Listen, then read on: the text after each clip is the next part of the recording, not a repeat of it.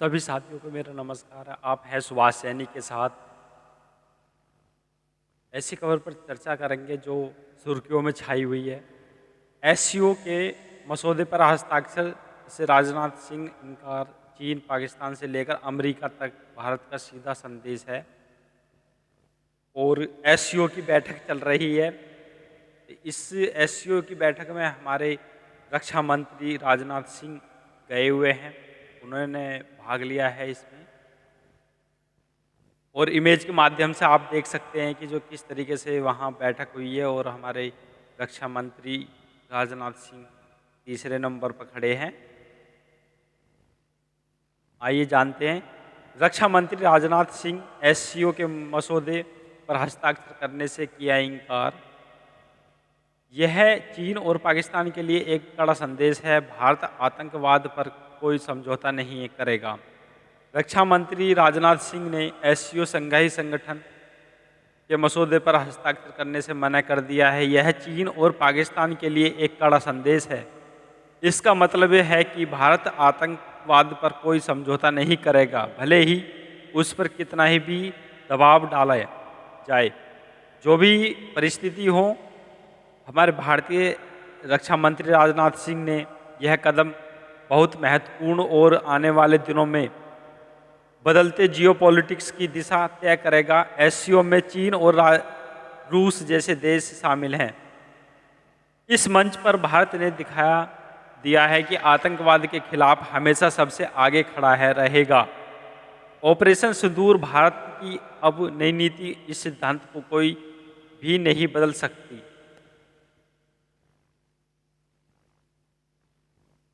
SCO के मसौदे पर जो हस्ताक्षर क्यों नहीं किए? राजनाथ सिंह ने चीन के किंगदाओ में एससीओ की रक्षा मंत्रियों की बैठक में भाग लिया है।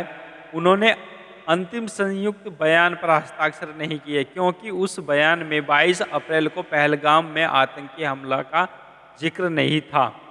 उस हमले में आतंकवादियों ने पर्यटकों से जो उनका धर्म पूछकर मारा था, हमले की जिम्मेदारी लश्कर-ए-तैयबा के संगठन दी रेजिमेंट्स फ्रंट लेन ली।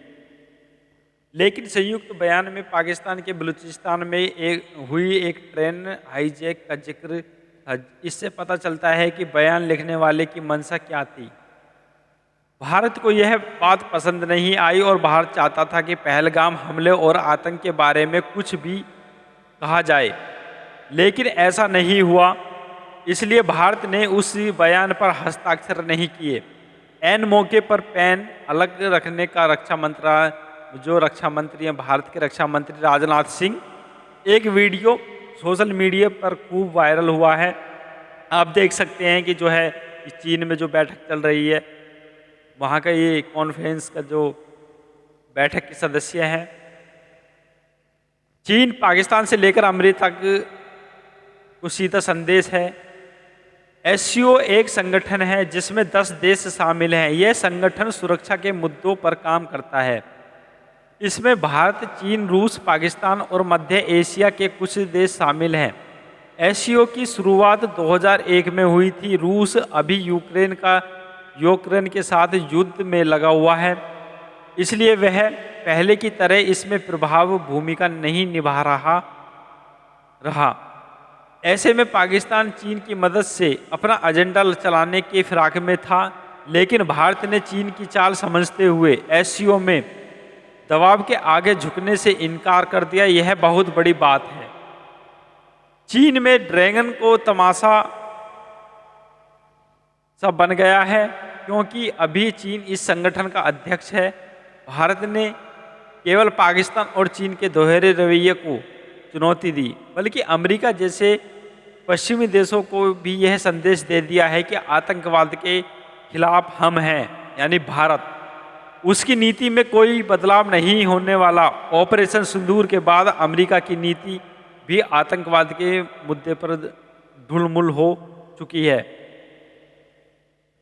मेरे प्रिय साथियों, आप जो हमारे भारत के रक्षा मंत्री हैं, आप देख सकते हैं कि बिल्कुल फ्रंट पे बैठे हुए हैं और उन्होंने कोई दबाव वहाँ नहीं लिया।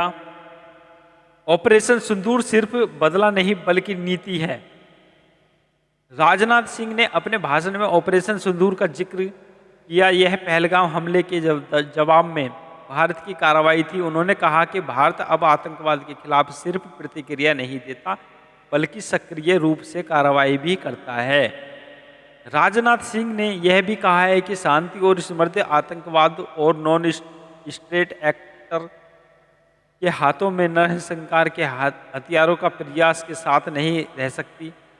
भारत अब उन देशों को भी नहीं बख्शेगा जो आतंकवादियों को पैसा देता है, उनकी मदद करता है, भले ही वो देश भारत के रणनीति साझेदारी ही क्यों न हो।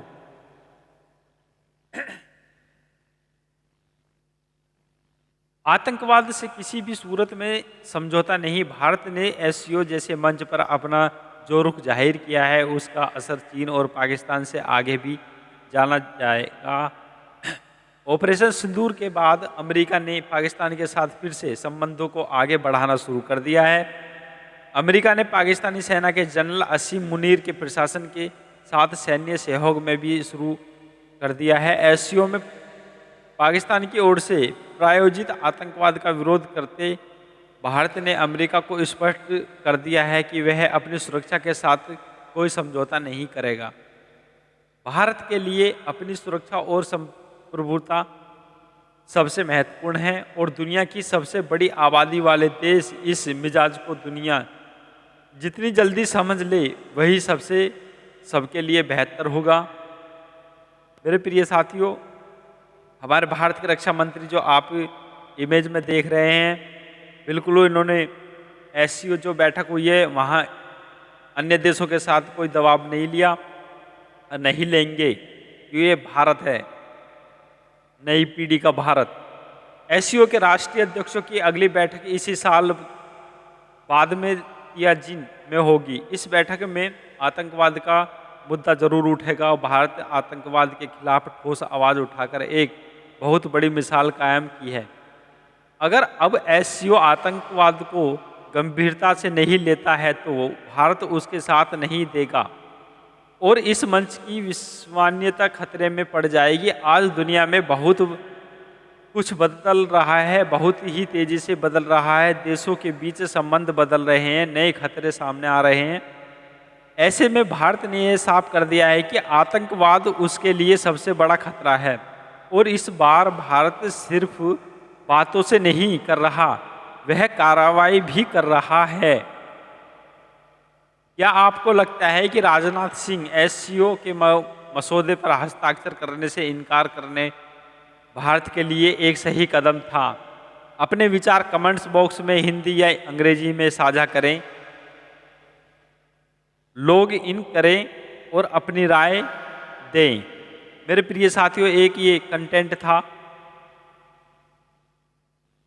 और हमारे इस चैनल को सब्सक्राइब और लाइक ज़रूर करना, जिससे कि और बेल आइकन दबाकर नेक्स्ट वीडियो आपके पास आती रहे। जय हिंद, जय भारत।